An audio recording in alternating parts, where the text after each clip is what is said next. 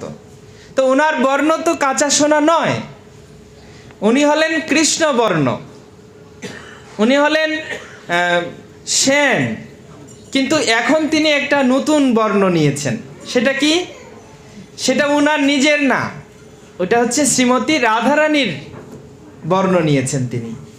তো রাধারানীর বর্ণটা নেওয়ার মানেটাই হচ্ছে এটা, যে তিনি রাধার যে প্রেম, রাধা কিভাবে শ্রীকৃষ্ণকে ভালোবাসতেন, সেই প্রেমটি তিনি জগতে উন্মোচিত করতে চলেছেন। তাই সেই ধরনের বেশভূষা, সেই ধরনের পোশাক পরিচ্ছদ তিনি পরিধান করেছেন। তাই এখানে বলা হচ্ছে যে প্রেম ধরিল প্রেম দিয়া ত্রিভুবন। এখন আরেকটা প্রশ্ন হচ্ছে যে তিনটি ভুবনের কথা বলা হচ্ছে, মানে স্বর্গ, মর্ত্য, পাতাল, তিনটা ভুবন আছে। তো মহাপ্রভু যে প্রেম প্রদান করলেন, তাহলে কি পাতালবাসীরাও প্রেম পেয়েছিল, নাকি স্বর্গবাসী তারাও কি প্রেম পেয়েছিল? তা আমরা তো বলছি না, না, স্বর্গে তো কৃষ্ণ প্রেম বিতরণ হয় না, পাতালে তো কৃষ্ণ প্রেম কিভাবে বিতরণ হয়েছে? পাতালের লোক কি হয়েছে? কৃষ্ণ প্রেম পেয়েছে? প্রেম দিয়া ধরিল প্রেম দিয়া ত্রিভুবন। তো পাতাল লোকের যারা রয়েছে বা দেবলোকে যারা রয়েছে, তারা এই কলিযুগে ধন্য কলি আগমনে তারা যারা বার্তাটি বুঝতে পেরেছিলেন যে হ্যাঁ, এক মহা অবদান্য অবতার, যিনি প্রেম বিতরণের জন্য অত্যন্ত ঔদার্য রূপে তিনি নবদ্বীপে অবতীর্ণ হবেন, সেই সংবাদ পেয়ে লালায়িত হয়ে তারাও এই জগতে তারা মনুষ্যরূপে জন্ম নিয়েছিলেন তখন। যেমন আমরা যদি বলি বাসুদেব সার্বভৌম ভট্টাচার্য, তিনি কার অবতার? বৃহস্পতি অবতার। দেবগুরু বৃহস্পতি, যিনি স্বর্গের ভাগবত প্রবক্তা, তিনি এই কলিকালে বাসুদেব সার্বভৌম রূপে অবতীর্ণ হয়েছেন শুধু মহাপ্রভুর এই প্রেম প্রাপ্তির জন্য। তো ব্যাপারটা হচ্ছে, আরেকটা প্রশ্ন জুড়ে দেওয়া হয়েছে, সেটা হলো যে এই যে জগাই মাধাই তারা পূর্বজীবনে হচ্ছে কে? দন্তবক্র এবং শিশুপাল। তার পূর্বজন্মে কে? তার পূর্বজন্মে হলো রাবণ, কুম্ভকর্ণ। তার পূর্বজন্মে কে? তার পূর্বজন্ম হলেন হিরণ্যকশিপু এবং হিরণ্যাক্ষ। তো যখন গোলক বৃন্দাবনে সেই কথোপকথন হচ্ছে, তাদেরকে অপশন দেয়া হয়েছে যে 3 জন্মে তোমরা চলে আসতে চাও নাকি 7 জন্মে চলে আসতে চাও।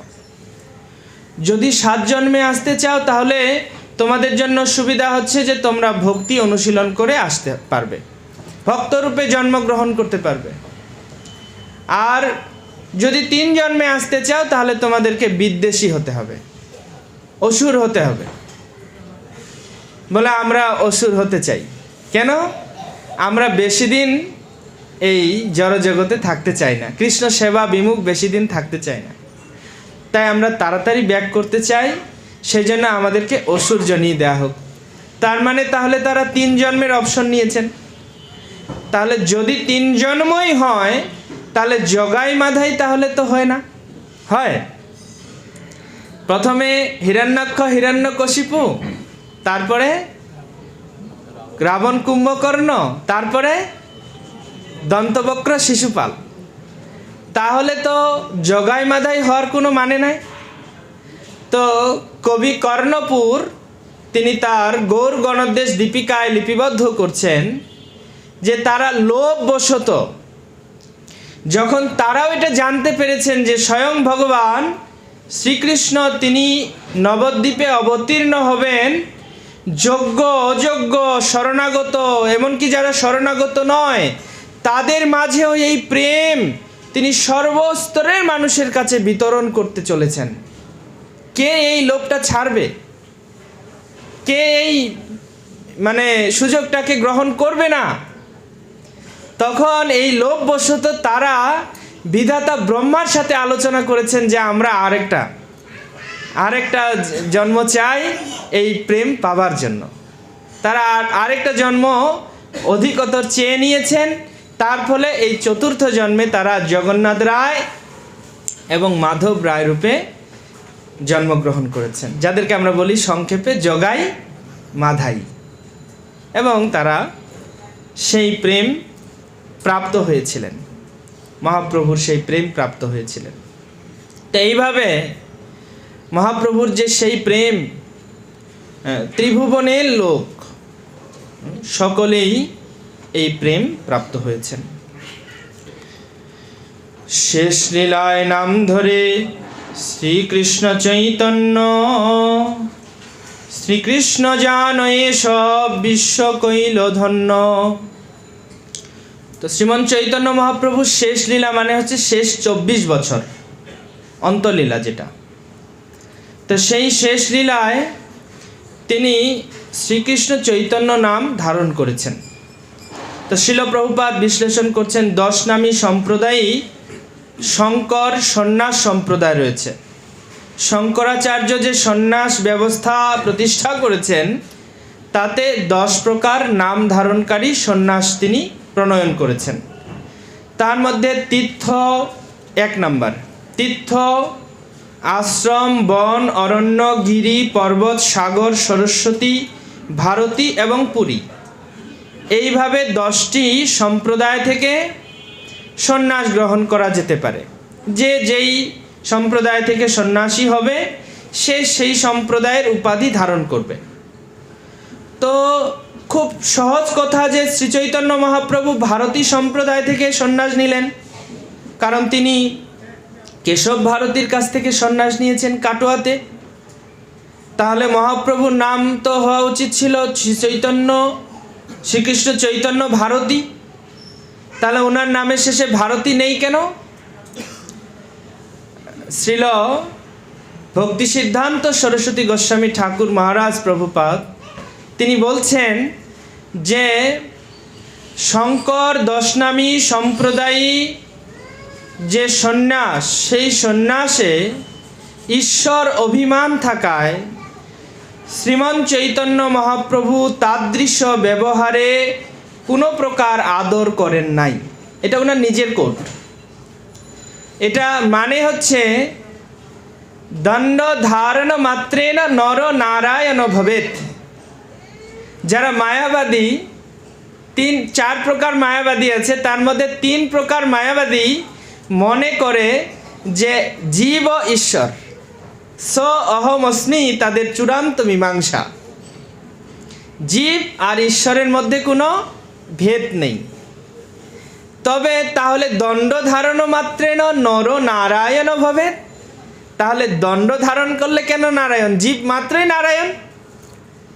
তো বলছেন না, যে সমস্ত জীব ভুলে গেছে যে তারা নারায়ণ, তাদের প্রথমতে নাম দেওয়া হবে চৈতন্য। মানে কি? তারা অনুভব করবে যে আমি নারায়ণ। আর যখন সে দণ্ড ধারণ করবে, 1 দণ্ড সন্ন্যাস, তখন সে পূর্ণরূপে বুঝতে পারবে যে আমি হচ্ছি নারায়ণ। আসলে প্রত্যেকটা জীবই হচ্ছে নারায়ণ। তো এটা হচ্ছে মায়াবাদ ফিলোসফি।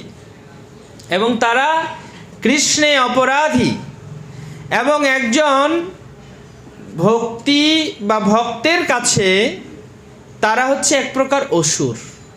কেন? যেমন একজন অসুর, সে বলে কি আমি ভগবান। যেমন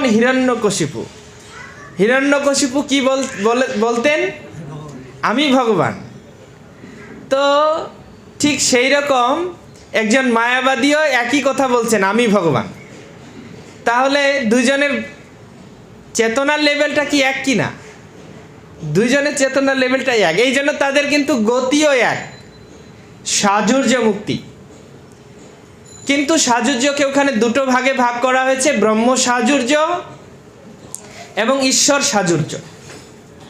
ঈশ্বর সাজুর্যে ঈশ্বরের শরীরে বিলীন হয়, আর ব্রহ্ম সাজুর্যে তিনি ভগবানের দেহ নির্গত রশ্মির ছটায় বিলীন হয়। তার মানে দুজনেরই মুক্তির মাত্রাটা কি? সাজুর্য মুক্তি। কারণ দুজনের মেন্টালিটির জায়গাটা একই রকম। একজন সন্ন্যাসী হওয়া সত্ত্বেও তিনি নিজেকে নারায়ণ ভাবছেন, আর একজন অসুর হওয়া সত্ত্বেও তিনি নিজেকে নারায়ণ ভাবছেন। তো এই যে নারায়ণ ভাবনা, এটা ভক্তদের দৃষ্টিকোণ থেকে এই দুই প্রকার মানুষই হচ্ছে অসুর। তো মায়াবাদীরা হচ্ছে কৃষ্ণে অপরাধী। তাই শ্রীমন চৈতন্য মহাপ্রভু যে এই ভারতী নাম গ্রহণ করলেন না কেন? এখানে আমাদের সরস্বতী প্রভুপাদ তিনি একদম সুন্দরভাবে তুলে ধরছেন, ঈশ্বর অভিমান থাকায় তাদৃশ্য ব্যবহারে শ্রীমন মহাপ্রভু আদর করেন নাই। বোধ হয় শব্দটা তিনি উল্লেখ করেছেন, মানে এটা তার বোধ, মানে তার অভিব্যক্তি। কেন মহাপ্রভু সেটি গ্রহণ করেন নাই? কারণ এইটাই যে সেই সমস্ত সন্ন্যাসীদের নিজেকেই ঈশ্বর বলে তারা মনে করেন। সেই জন্য মহাপ্রভু দাস বৃত্তির শিক্ষা দিতে এসেছেন, সবাইকে কৃষ্ণের সাথে দাসের সাথে, প্রভুর সাথে দাসের সম্পর্ক স্থাপনের শিক্ষা তিনি দিতে এসেছেন। তাই তিনি শেষ পর্যন্ত ভারতী সম্প্রদায় থেকে দীক্ষা সন্ন্যাস গ্রহণ করলেও তিনি সেই সন্ন্যাস উপাধি গ্রহণ করেননি। তার জন্যই এখানে বলা হচ্ছে শেষ লীলায় নাম ধরে শ্রীকৃষ্ণ চৈতন্য নাম ধারণ করে তিনি ছিলেন। শ্রীকৃষ্ণ জানয়ে সব বিশ্ব কইল ধন্য। বিশ্বকে ধন্য করলেন কৃষ্ণকে জানানোর মাধ্যমে, মানে কৃষ্ণ তত্ত্ব উপস্থাপনের মাধ্যমে তিনি বিশ্ববাসীকে ধন্য করে দিলেন, যেটা শ্রীল প্রভুপাদের এম। শ্রীল প্রভুপাদ চাইতেন যে সারা পৃথিবীতে কৃষ্ণই যে পরম তত্ত্ব, কৃষ্ণই যে পরমেশ্বর ভগবান, সেই তত্ত্বটি তিনি উপস্থাপন করতে চাইতেন। এবং শিল প্রভুপাদকে এর জন্য প্রশ্নবিদ্ধ হতে হয়েছিল। শিল প্রভুপাদকে প্রশ্ন করা হয়েছিল যে প্রভুপাদ,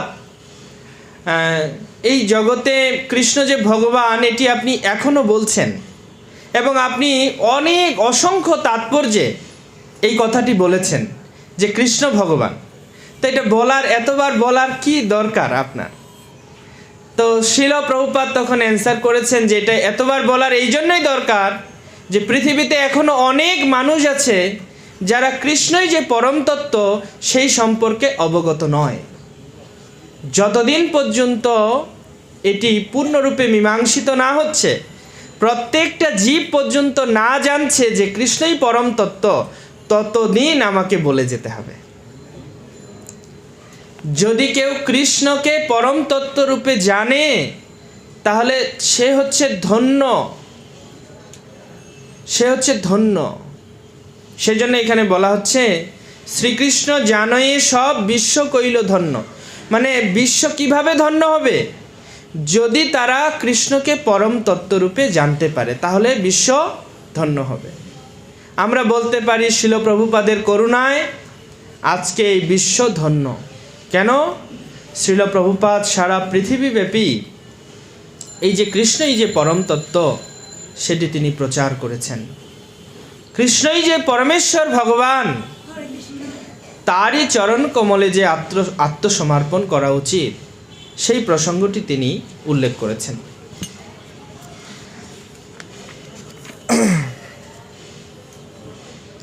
তার যুগায় অবতার জানি গর্গ মহাশয়, কৃষ্ণের নামকরণে করিয়াছে নির্ণয়। সেই কৃষ্ণই যে চৈতন্য মহাপ্রভু রূপে এসেছেন, সেই কৃষ্ণই যে তিনি যে এই প্রেম অবতার এই মহাপ্রভু রূপে এসেছেন, সেটি বুঝতে পেরেছিলেন গর্গাচার্য। শ্রী শ্রী জগন্নাথ বলদেব সুভদ্রা মহারানী রাধা গোবিন্দ গৌরনিতাই জগন্নাথ বলদেব সুভদ্রা মহারানী কি, সমবেত ভক্তবৃন্দ কি। তো গর্গাচার্য তিনি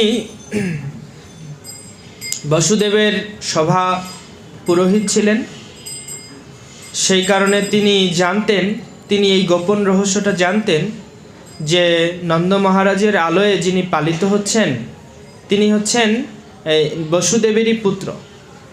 তাই তিনি নিজের সেই যার বাড়িতে তিনি পুরোহিত করতেন, তো সেই বসুদেবের পুত্রকে নামকরণের জন্য তিনি নন্দালয়ে গিয়েছিলেন। তো ওপেনলি যদি করা হয় তাহলে অসুবিধা নেই, নন্দ মহারাজ তার পুত্রের নামকরণ ওপেনলি করবেন, এতে অসুবিধার কিছু নেই, কারণ কংস তো জানেই যে নন্দের পুত্র হয়েছে। কিন্তু ওখানে যদি গর্গাচার্যকে দেখে তাহলে অসুবিধা আছে, তাহলে মনে ডাউট কাজ করবে ওখানে গর্গাচার্য গেছে কেন। কেন গর্গাচার্য হচ্ছে বসুদেবের কুলপুরোহিত, কিন্তু নন্দ মহারাজের নয়। নন্দ মহারাজের কুলপুরোহিত হচ্ছে শাণ্ডিল্য ঋষি। তাহলে গর্গাচার্য কেন যাবে ওনাদের নামকরণ করতে, তো ডাউট হতে পারে।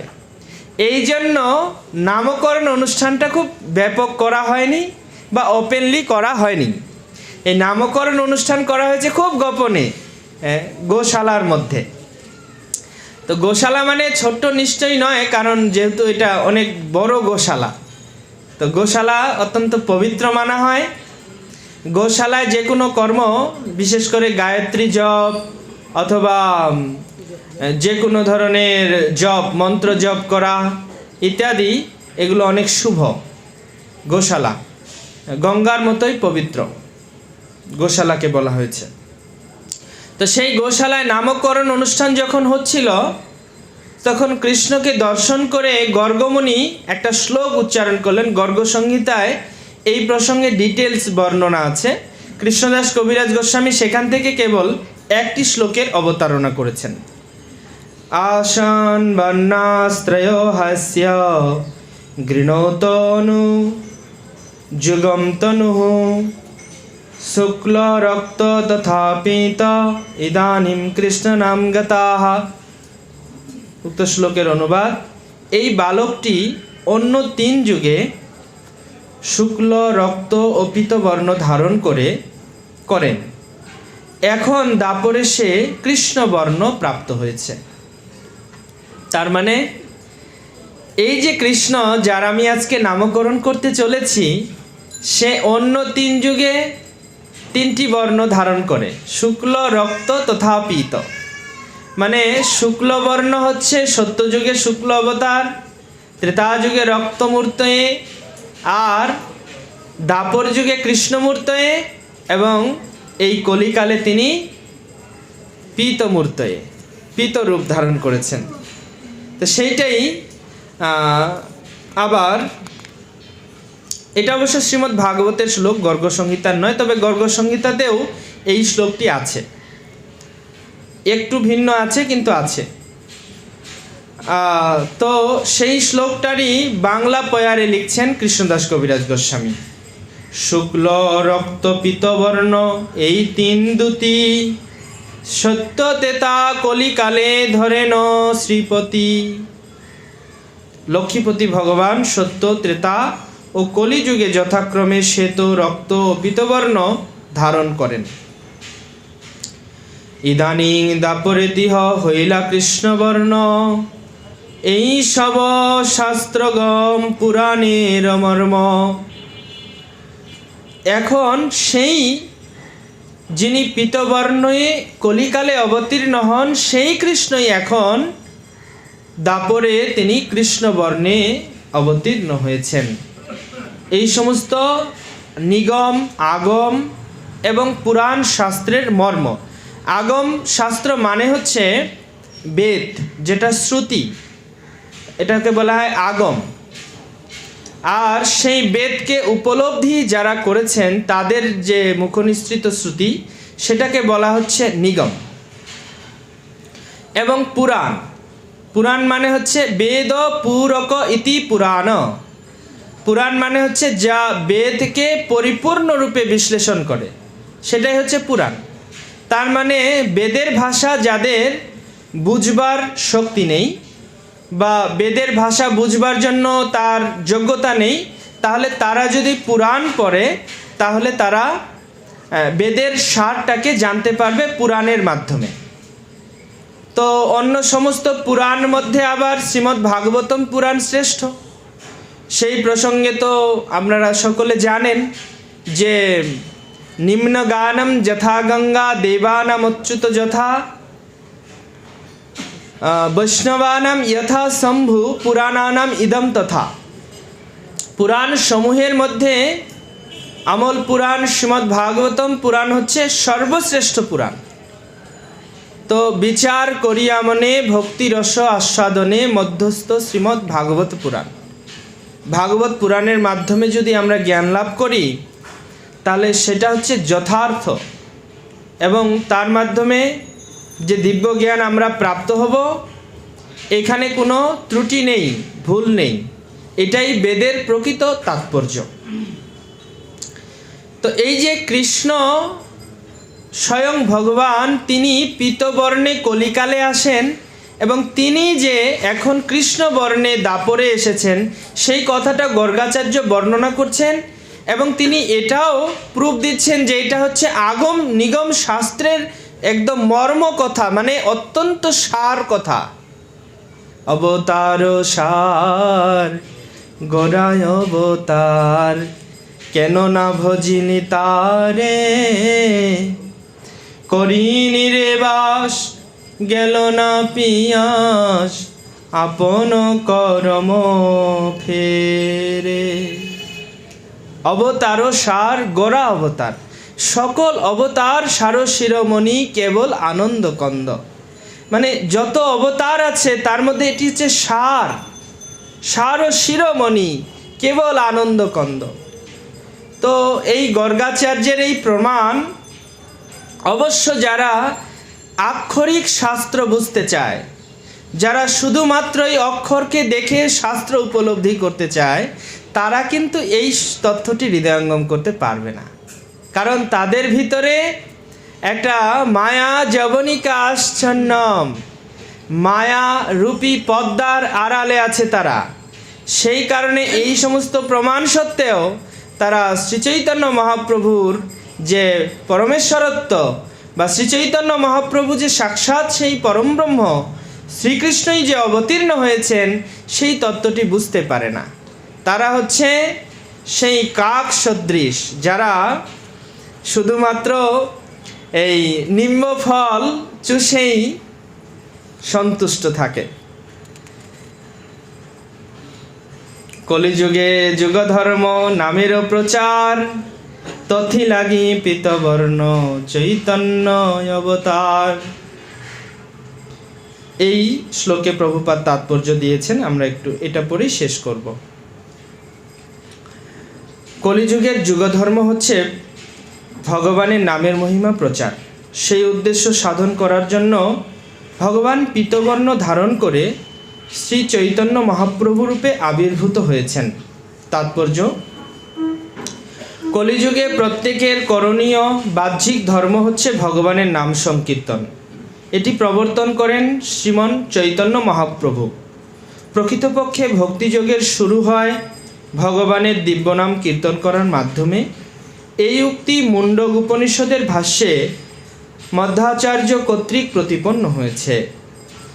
এই প্রসঙ্গে নারায়ণ সংহিতা থেকে তিনি একটি শ্লোক উল্লেখ করে উদ্ধৃত করেছেন: দাপরি জয়ী নৈ বিষ্ণু পঞ্চরাত্রিস্তু কেবলই। দাপরে যজনই বিষ্ণু, মানে দাপর যুগে ভগবানের আরাধনার পদ্ধতি হচ্ছে অর্চন। পঞ্চরাত্রি স্তু কেবলই, তখনকার যুগে পঞ্চরাত্রিক বিধি অনুসারেই পূজা করা বিধান। কলৌতু নাম মাত্রেন পূজ্যতে ভগবান হরি। কলিযুগে কেবল নাম মাত্রেই ভগবানকে পূজা করা যায়। দাপর যুগে মানুষের নারদ পঞ্চরাত্র এবং অন্য সমস্ত প্রামাণিক শাস্ত্রোক্ত বিধি অনুসারে শ্রী বিষ্ণুর আরাধনা করা উচিত, কিন্তু কলিকালে মানুষের কেবল ভগবানের দিব্য নাম কীর্তন করা উচিত। বিভিন্ন উপনিষদে হরে কৃষ্ণ মহামন্ত্র সম্বন্ধে বিশেষভাবে উল্লেখ করা হয়েছে। যেমন কলিসন্ত্রণ উপনিষদে বলা হয়েছে, হরে কৃষ্ণ কৃষ্ণ কৃষ্ণ হরে হরে, হরে রাম রাম রাম হরে হরে। ইতি সরসকম নাম কলিকলমসনাশনম নাতো পরতর উপায় সর্ববেদে সুদৃশ্যতে। সমস্ত বৈদিক শাস্ত্রে পুঙ্খানুপুঙ্খভাবে অনুসন্ধান করেও কলিযুগের কলমশকে নাশ করার জন্য হরে কৃষ্ণ মহামন্ত্র কীর্তনের থেকে অধিক উপযোগী আর কোনো পন্থা পাওয়া যায়নি। এখানে শিল প্রভুপাদকৃত প্রাঞ্জল তাৎপর্য সমাপ্ত হয়েছে। তো লাস্ট যে শ্লোক, এখানে কলিযুগে যুগধর্ম নামেরও প্রচার। এখানেও একটা প্রশ্ন আসছে, প্রশ্নটা হচ্ছে যে যুগধর্ম নামের প্রচার, তো কলিযুগের যুগধর্ম কি শুধু এই ধন্য কলিতেই কি শুধু নামের প্রচার, নাকি অন্য যে কলিগুলো আসে সেই কলিযুগেও নামের প্রচার হয়? কোনটা? সত্য তেতা দাপর কলি এইরকম শেষ হয়, আবার সত্য শুরু হয়, তারপরে আবার কলি আসে। তো ব্রহ্মার দিবস মানে একজন মনুর আয়ুষ্কালে তো 71 বার 71 দিব্য যুগ হয়, মানে 71 বার কলিযুগ হয়, 71 বার সত্য যুগ হয়, 71 বার দাপর অথবা ত্রেতা হয়। তাহলে অন্য অন্য কলিযুগেও তো নামেরই প্রচার হয়, অন্য কলিযুগেও তো নামই, কলিকালের ধর্মটাই হচ্ছে নাম। তো অন্য কলিযুগগুলোতেও নাম হয়, তাহলে এই ধন্য কলিটা কেন, বিশেষ কলি কেন? কারণটা হচ্ছে এখানে নামের সাথে প্রেম প্রদান করা হয়েছে। মানে নাম, কিন্তু নামটা শুধু নাম নয়, নামের সাথে কি প্রদান করা হয়েছে? প্রেম। তো অনেকে মনে করে কি বহিরঙ্গ ভক্ত সঙ্গে করো নাম সংকীর্তন, অন্তরঙ্গ ভক্ত সঙ্গে করো প্রেম আস্বাদন। তো মনে করে কি প্রেম আস্বাদন একটা আলাদা জিনিস আর নাম হচ্ছে আলাদা জিনিস, এটা বাইরে করবার মতো, আর প্রেম আস্বাদনটা অন্তরঙ্গ, ওখানে বোধহয় নাম নেই। কিন্তু তাদের সেই সিদ্ধান্ত বা ধারণা পূর্ণরূপে ভ্রান্ত। কলিকালে নামটাকেই প্রেম হিসেবে বা নামের মধ্যেই সেই প্রেম নিহিত করে দেওয়া হয়েছে। এই জন্য যুগধর্ম প্রচারিতে মানে বলা হচ্ছে কি কলিযুগে যুগধর্ম নামেরও প্রচার। কলিকালের যুগধর্মটাই হচ্ছে নাম, কিন্তু নামের প্রচার জন্য তো যুগ অবতার যথেষ্ট, তো সাক্ষাৎ কৃষ্ণের দরকারটা কেন? কারণ সেই প্রেম কৃষ্ণ ব্যতীত অন্য কেউ দিতে পারে না, এবং কৃষ্ণ নিজে দিতে গিয়ে তিনি নিজের রূপ ধরে দিতে পারেননি। রাধার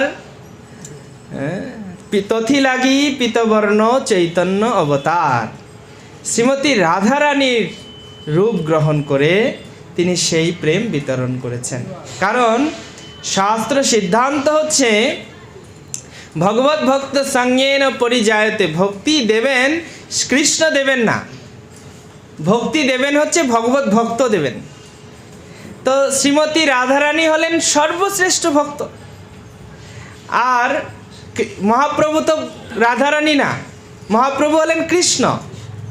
কিন্তু তিনি যখন প্রেম দিতে এসেছেন তখন তিনি কিন্তু আর কৃষ্ণ রূপে আসেন নাই। কি ভক্ত অবতারম ভক্তাক্ষম নমামি ভক্ত শক্তিকম, ভক্ত অবতার রূপে এসেছেন, আর ভাব এবং কান্তি নিয়েছেন শ্রীমতী রাধারানীর, যিনি সেই প্রেম ও পরাকাষ্ঠা, যিনি মহাভাব স্বরূপিণী।